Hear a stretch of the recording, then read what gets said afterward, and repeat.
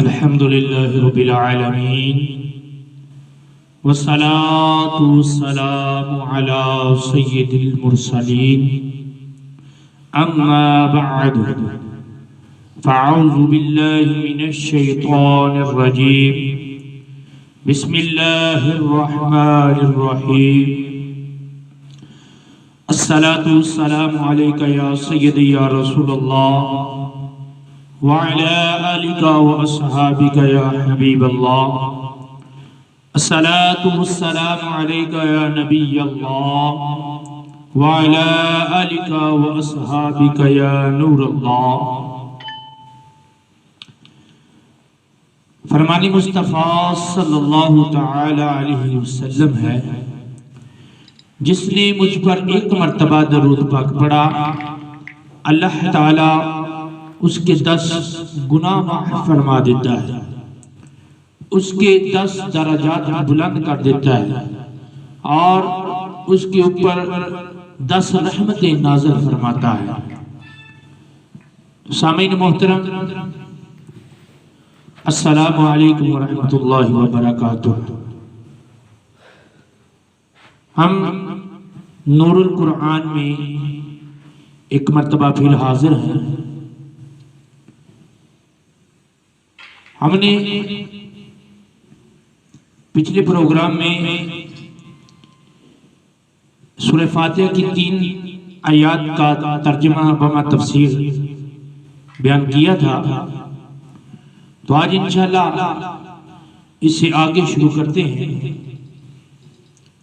تو پروگرام کا آغاز کرنے سے پہلے جو ہمارے نئے ویورز ہیں ان کے آگے گزارش ہے کہ ہمارا چینل نور القرآن ٹی وی سبسکرائب کر دیں اور بیل کے بٹن کو کلک کر دیں تاکہ ہماری ہر آنے والی نئی ویڈیوز آپ تک بآسانی پہنچتی رہے. اعوذ باللہ من الشیطان الرجیم، بسم اللہ الرحمن الرحیم.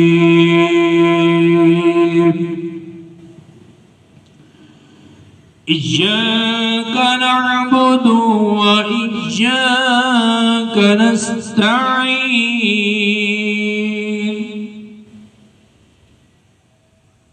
ہم تیری ہی عبادت کرتے ہیں اور تجھ ہی سے مدد چاہتے ہیں.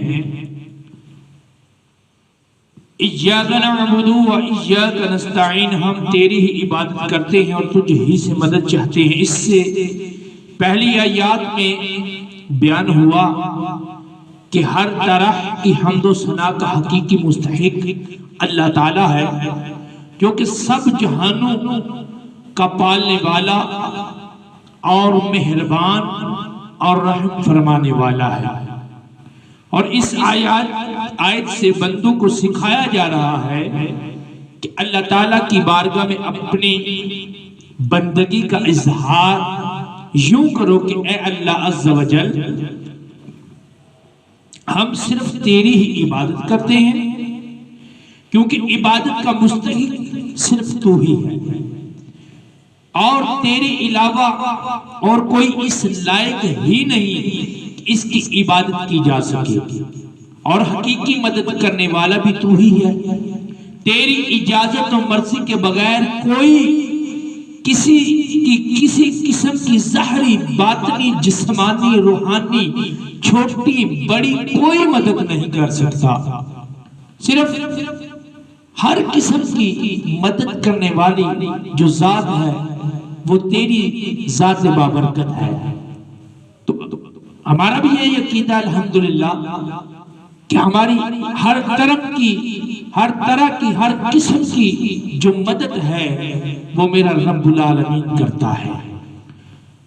عبادت کا مفہوم بہت واضح ہے، سمجھنے کے لیے اتنا ہی کافی ہے. میں عبادت اور تعظیم میں فرق بتانے لگا ہوں کہ کسی کو عبادت کے لائق سمجھتے ہوئے اس کی کسی قسم کی تعظیم کرنا عبادت کہلاتا ہے. کسی کو عبادت کے لائق سمجھتے ہوئے اس کی کسی قسم کی تعظیم کرنا یہ عبادت ہے، اور اگر عبادت کے لائق نہ سمجھے تو وہ محض تعظیم ہوگی، عبادت نہیں کہلائے گی۔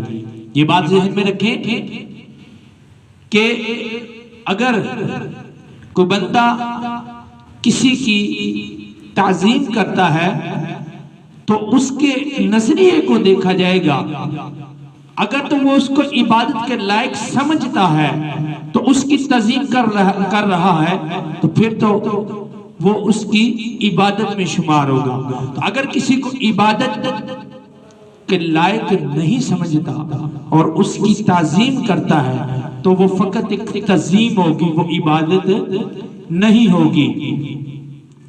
تو اسی طرح یہ میں نے عبادت اور تعظیم میں فرق بتایا ہے۔ جیسے میں عرض کرتا چلوں، نماز میں ہاتھ باندھ کر کھڑے ہونا یہ عبادت ہے، لیکن استاد، پیر، ماں باپ کے لیے ہو تو محض تعظیم ہے۔ ہم والدین کے سامنے، استاذہ کے سامنے، پیر و مرشد کے سامنے ہاتھ باندھ کر کھڑے ہو جاتے ہیں، اب یہ عبادت نہیں ہے، یہ فقط تعظیم ہے، ہم ان کی تعظیم کر رہے ہیں۔ لیکن ایک ہی جیسے نماز میں بھی ہاتھ باندھ کے کھڑے ہوتے ہیں اور ادھر بھی ہم ہاتھ باندھ کے کھڑے ہو رہے ہیں، تو اب اس سے پتہ چلا کہ نیت کا ہر قسم کے کام میں، ہر قسم کے فائل میں نیت کا اہم کردار ہوتا ہے کہ ہم کس طرح، کس نظریے سے یہ دیکھ رہے ہیں۔ تو آیت ایاک نعبد سے معلوم ہونے والی اہم باتیں جو میں آپ کے سامنے عرض کرنے لگا ہوں، آیت میں جمع کے صیغے ہیں، جیسے ہم تیری ہی عبادت کرتے ہیں، اس سے معلوم ہوا کہ نماز جماعت کے ساتھ ادا کرنی چاہیے، اور دوسروں کو بھی عبادت کرنے میں شریک کرنے کا فائدہ یہ ہے کہ گناہگاروں کی عبادت اللہ تعالیٰ کی بارگاہ کے محبوب اور مقبول بندوں کی عبادتوں کے ساتھ جمع ہو کر قبولیت کا درجہ پا لیتی ہے۔ نیز یہ بھی معلوم ہوا کہ اللہ تعالیٰ کی بارگاہ میں اپنی حاجت عرض کرنے سے پہلے اپنی بندگی کا اظہار کرنا چاہیے۔ امام عبداللہ بن احمد نصفی رحمت اللہ تعالی علیہ فرماتے ہیں، عبادت کو مدد طلب کرنے سے پہلے ذکر کیا گیا کیونکہ حاجت طلب کرنے سے پہلے اللہ تعالیٰ کی بارگاہ میں وسیلہ کرنا قبولیت کے زیادہ قریب ہے۔ اللہ تعالیٰ کی بارگاہ میں وسیلہ پیش کرنے کی برکت، ہم وسیلے کے ذریعے دعا مانگتے ہیں تو وسیلہ ڈالتے ہیں، ہر کام میں ہم وسیلہ تلاش کرتے ہیں۔ تو اس کے حوالے سے میں عرض کرنے لگا ہوں کہ ہر مسلمان کو چاہیے کہ وہ اللہ تعالیٰ کی بارگاہ میں کسی کا وسیلہ پیش کرے، اپنی حاجات کے لیے دعا کیا کرے تاکہ اسے وسیلے کے صدقے دعا جلد مقبول ہو جائے۔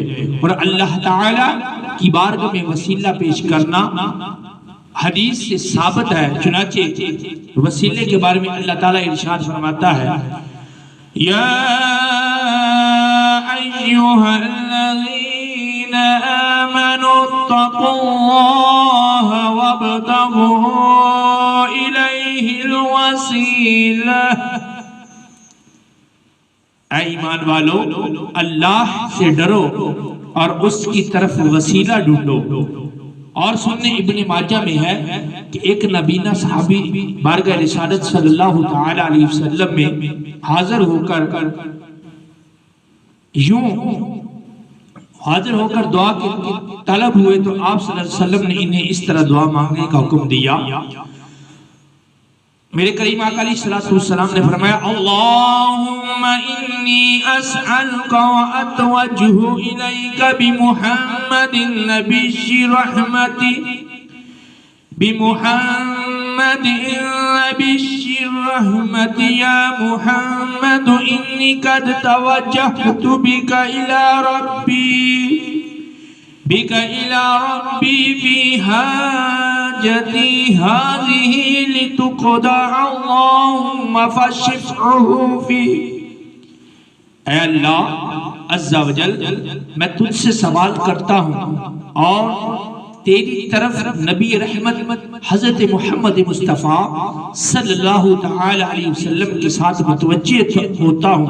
اے محمد صلی اللہ تعالی علیہ وسلم، میں نے آپ صلی اللہ تعالی وسلم کے وسیلے سے اپنے رب عز و جل کی طرف اپنی اس حاجت میں توجہ کی تاکہ میری حاجت پوری کر دی جائے۔ اے اللہ عز و جل، آج تو میرے لیے حضور صلی اللہ تعالی علیہ وسلم کو شفاعت قبول فرما، سلم کی شفاعت قبول فرما۔ حدیث پاک میں مذکورہ لفظ یا محمد سے متعلق ضروری وضاحت اعلیٰ حضرت امام احمد رضا خان رحمت اللہ تعالی علیہ فرماتے ہیں، علماء تصریح فرماتے ہیں حضور اقدس صلی اللہ تعالی علیہ وسلم کو نام لے کر ندا کرنی حرام ہے، اور یہ بات واقعی محل انصاف ہے۔ جیسے اس کا مالک و مولا تبارک و تعالی نام لے کر نہ پکارے تو غلام کی کیا مجال کہ وہ راہ ادب سے تجاوز کرے، بلکہ امام زین الدین مراغی وغیرہ محققین نے فرمایا اگر یہ لفظ کسی دعا میں وارد ہو جو خود نبی پاک صلی اللہ تعالی علیہ وسلم نے تعلیم فرمائی ہو، جیسے دعائے یا محمد انی وجہت بک الی ربی، تاہم اس کی جگہ یا رسول اللہ یا نبی اللہ کہنا چاہیے، حالانکہ الفاظ دعا میں حد الوسیع تغیر نہیں کی جا سکتی۔ یہ مسئلہ مہم یعنی اہم ترین مسئلہ جس سے اکثر اہل زمانہ غافل و واجب الحافظ ہے کہ جہاں محمد صلی اللہ تعالی علیہ وسلم کا نام آئے دعا میں تو وہاں آقا علیہ السلام کے نام محمد لینے کی بجائے یا رسول اللہ صلی اللہ تعالی علیہ وسلم کا ذکر کرنا چاہیے، اور یہ الفاظ استعمال کرنے چاہیے یا رسول اللہ صلی اللہ تعالی علیہ وسلم۔ وَإِيَّاكَ نَسْتَعِينُ، اور تجھ ہی سے مدد چاہتے ہیں۔ اس آیت میں بیان کیا گیا کہ مدد طلب کرنا ہوا واسطے کے ساتھ ہو یا واسطے کے بغیر ہو، ہر طرح سے اللہ تعالیٰ کے ساتھ خاص ہے، اور اللہ تعالیٰ کی ذات ہی ایسی ہے جس سے حقیقی طور پر مدد طلب کی جائے۔ اعلیٰ حضرت امام احمد رضا خان رحمت اللہ تعالی علیہ فرماتے ہیں حقیقی مدد طلب کرنے سے مراد یہ ہے کہ جس سے مدد طلب کی جائے اسے بلا ذات قادر مستقل مالک اور غنی بے نیاز جانا جائے کہ وہ اللہ تعالیٰ کی عطا کے بغیر خود اپنی ذات سے اس کام یعنی مدد کرنے کی قدرت رکھتا ہے۔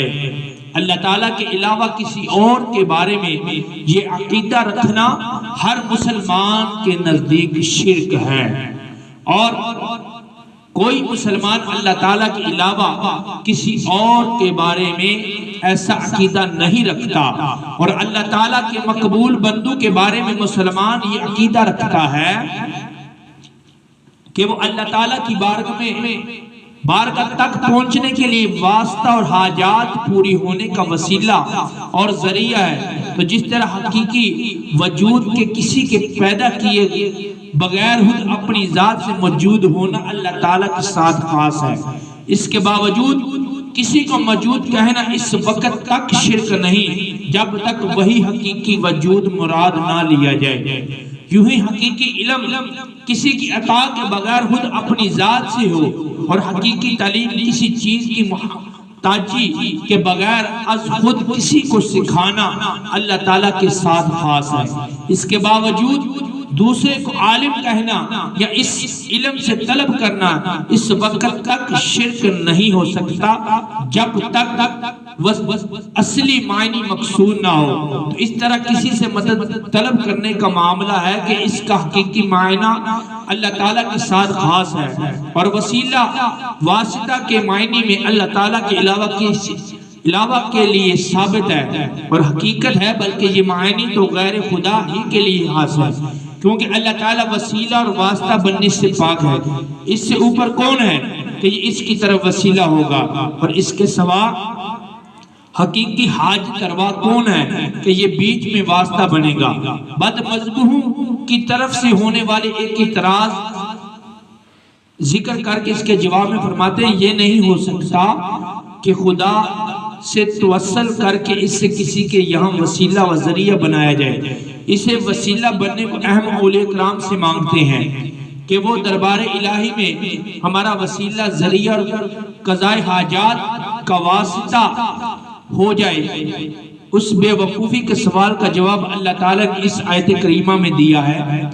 یہ جو میں نے پیچھے بات کی ہے، یہ بڑی سمجھنے والی بات ہے کہ ہم اگر اللہ کے ولیوں کے پاس جاتے ہیں، مزارات اولیاء کے پاس جاتے ہیں، تو ان سے وسیلہ طلب کرتے ہیں، تو ہم ان صاحب مزار سے، اولیاء اللہ سے نہیں مانگتے، ہم صرف ان کا وسیلہ اللہ رب العالمین کی بارگاہ میں پیش کرتے ہیں کہ یا رب العالمین اس وسیلے کے ذریعے ہمیں ہماری مراد کو عطا کر دے، ہم نے جو مانگا اس کو عطا کر دے۔ تو اس کے جواب میں رب العالمین نے قرآن مجید فرقان حمید سورہ نساء کے اندر ارشاد فرمایا، وَلَوْ أَنَّهُمْ إِذْ ظَلَمُوا أَنفُسَهُمْ جَاءُوكَ فاستغفروا الله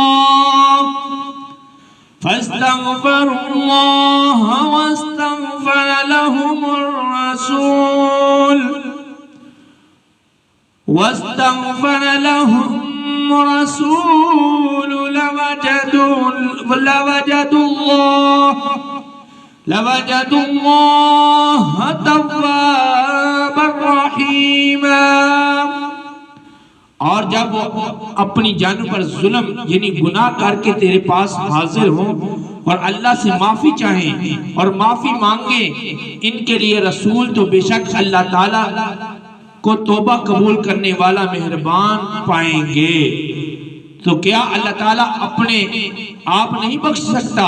پھر کیوں یہ فرمایا کہ اے نبی تیرے پاس حاضر ہوں اور تو اللہ سے ان کی بخشش چاہے تو یہ دولت و نعمت پائیں۔ یہی ہمارا مطلب ہے جو قرآن کی آیت صاف فرما رہی ہے کہ ہم کسی کے پاس جاتے ہیں تو ہم اللہ کی طرف وسیلہ ڈالتے ہیں کہ اللہ یہ تیرے نیک بندے ہیں، یہ تیرے مقبول بندے ہیں، ان کا وسیلہ قبول کر کے ہماری حاجت کو پورا کر دے۔ تو ویسے اللہ نے بھی قرآن میں فرما دیا کہ اے محبوب جب یہ اپنی جانوں کے پر ظلم کر لیں تو تمہاری پاس آئے، تمہاری خدمت میں حاضر ہوں، تو میں ان کو بخش دوں گا، تم ان کے لیے بخشش کی دعا کرنا، اور میں خدا چاہے تو خود ان کو معاف کر سکتا ہے، لیکن وہ اپنے محبوب کا وسیلہ چاہتا ہے کہ میرے محبوب کا وسیلہ پیش کیا جائے۔ تو سامعین محترم، اللہ تعالیٰ کی عطا سے بندوں کا مدد کرنا اللہ تعالیٰ ہی کا مدد کرنا ہوتا ہے۔ یہ بڑی اہم اور ضروری بات ہے کہ اللہ تعالیٰ کہ جو بندے ہیں وہ اللہ سے ہمیں لے کر دیتے ہیں۔ تو آئیں ذرا رب العالمین کا قرآن سنتے ہیں۔ آل عمران کی یہ آیت ہے، وَلَقَدْ نَصَرَكُمُ اللَّهُ بِبَدْرٍ وَأَنْتُمْ أَذِلَّةٌ، اور بے شک اللہ تعالیٰ نے بدر میں تمہاری مدد کی جب تم بالکل بے سر و سامان تھے۔ یہاں فرشتیوں کی مدد کو اللہ تعالیٰ کی مدد کہا گیا، اس کی وجہ یہی ہے کہ فرشتیوں کو مدد کرنے کا اختیار اللہ تعالیٰ کے دینے سے ہے، تو حقیقتاً یہ اللہ تعالیٰ ہی کی مدد ہوئی۔ یہاں معاملہ انبیاء کرام علیہ السلام اور اولیاء اعظام رحمت اللہ تعالیٰ علیہ کا ہے کہ وہ اللہ عز و جل کی عطا سے مدد کرتے ہیں، اور حقیقتاً وہ مدد اللہ تعالیٰ کی ہوتی ہے۔ جیسے حضرت سلیمان علیہ السلام نے اپنے وزیر حضرت آصف بن برخا رضی اللہ تعالی عنہ سے تحت لانے کا فرمایا، اور انہوں نے پلک جھپکنے سے پہلے تخت حاضر کر دیا، اور اس پر انہوں نے فرمایا ھذا من فضل ربی، ھذا من فضل ربی، یہ میرے رب کے فضل سے ہے۔ اور تاجدار رسالت صلی اللہ تعالی علیہ وسلم کی سیرت مبارکہ میں مدد کرنے کی تو اتنی مثالیں موجود ہیں کہ اگر سب جمع کی جائیں تو ایک زحم کتاب مرتب ہو سکتی ہے۔ ان میں سے چند مثالیں یہ ہیں۔